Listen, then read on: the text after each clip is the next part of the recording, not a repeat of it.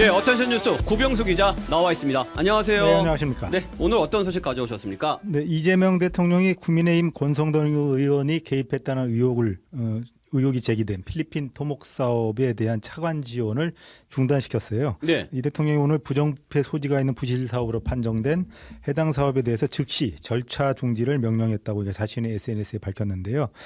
정부가 부실 우려로 차관 지원을 거부한 사업이 권성동 국민의힘 의원의 압력으로 재개됐다는 보도와 관련된 것입니다. 네. 어제 한겨레 21이 지난해 2월에 기획재정부가 부정부패의 가능성으로 EDCF 즉 대외협력기금 차관 지원을 거부한 7천억 원 규모의 필리핀 토목 사업이 권 의원의 압력에 따라서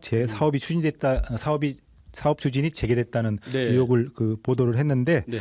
권 의원이 지원을 거부한 기재부의 결정을 뒤집기 위해서 최상목 당시 기재부 장관이죠. 최 장관을 직접 접촉을 해서 지원을 다시 검토해달라고 3번이나 요청했다는 겁니다. 이 대통령은 무엇보다 다행스러운 점은 사업이 아직 착수되지 않은 단계여서 네. EDCF 지원 등의 사업비는 지출되지 않았다는 점이다 이렇게 썼는데요. 자그마치 7천억 원 규모의 혈세를 불필요하게 낭비하지 않고 부실과 부패로 이어질 수 있는 위험을 사전에 찾아냈다는 점에서 큰 의미가 있다 이렇게 이 대통령이 강조도 했습니다. 네. 안 된다는 사업을 재개시킨 권 의원의 압박이 비단 이 사업뿐이었을까 이런 또 궁금증도 드네요. 그렇군요. 네, 다음 소식도 전해주시죠.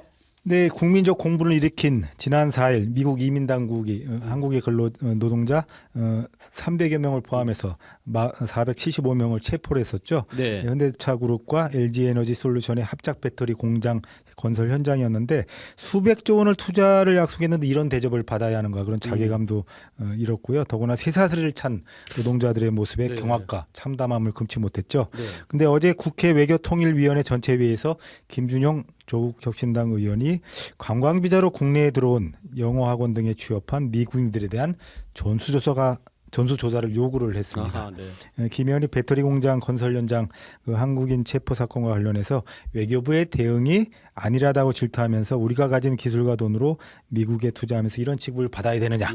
전수조사를 당장 해야 한다고 이렇게 강조를 했는데요. 김 의원의 주장은 지금 이들을 그냥 간이조사만 해도 2천 명이 넘는다고 이런 주장도 했습니다. 네. 불법 취업 영어 간사가 2천 명이나 된다는 얘기인데 네. 조현 외교부 장관은 이런 결기 있는 대처 방안에 대해서 잘 면밀히 검토해 보겠다 이렇게 짧게 답을 했는데요. 이번 구금 사태의 배경 관련해서 그동안 조지아주 미국인 노동자들 사이에서 현지에 투자한 한국 기업에 대한 불만이 굉장히 많았다고 합니다.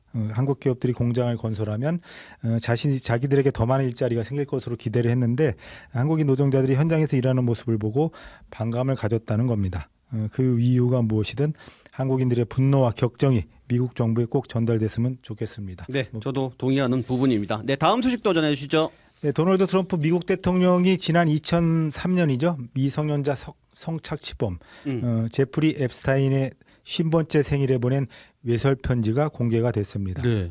제프리 앱스타인은 금융투자로 억만장자가 된 억만장자인데요. 미성년자를 유인해서 성착취를 한 혐의로 복역 중이던 지난 2019년 8월에 스스로 목숨을 끊었는데 미 하원 감독위원회가 이 편지를 공개를 했습니다. 네. 편지에는 여성 신체의 윤곽을 그린 선이 그려져 있고요. 마지막 문장에는 하루하루가 또 다른 멋진 비밀이 되기리라고 끝이 맺혀져 있었는데 도널드 제이 트럼프라는 이름이 적혀 있고 도널드라는 서명이 돼 있습니다.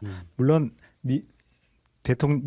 도널드 대통령은 100억 달러 무려 14조 원의 명예훼손 소송을 제기를 했습니다. 가짜 뉴스라는 거죠. 네. 근데 강한 부정은 강한 긍정이라는 또 말이 있죠. 누구의 말이 맞는지는 두고 보면 알게 되겠죠. 네, 미국도 시끌시끌하네요. 여기까지 듣겠습니다. 구병수 기자 수고하셨습니다. 지금까지 CBS 박지환의 뉴스톡이었습니다. 노컷으로 보는 뉴스의 새로운 기준. 지금 알림과 구독 설정하시고 함께하세요.